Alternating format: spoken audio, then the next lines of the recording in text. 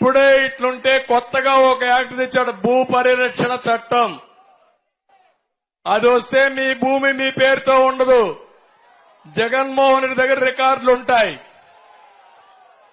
90 రోజుల్లో నీ భూమి నీ పేరుతో ఉందో లేదో తెలుసుకోకపోతే, తమ్ముడు తెలుసుకోకపోతే ఆ భూమి ఇంక నీది కాదు. మళ్ళా కోర్టులు కూడా పోయే పని లేదు. జిల్లాకు ఒక కోర్టు ఉంటుంది. వీళ్ళందరూ చాలా భయంకరంగా కొత్త చట్టాన్ని తీసుకొచ్చారు. రైతుల భూములకి రక్షణ లేని పరిస్థితి తీసుకొచ్చారు. 10-1 ఉండదు, అడంగల్ ఉండదు, ఏ రికార్డు ఉండవు. వాడు రాసిందే లెక్క.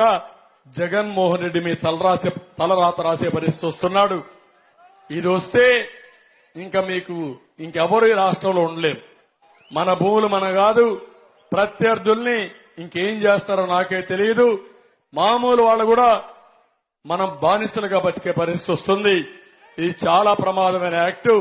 నేను ఒకటే చెప్తున్నా, నేను వస్తానే ఈ భూ పరిరక్షణ చట్టాన్ని అబాలిష్ చేసి మీ ఆస్తులు కాపాడే బాధ్యత మాది.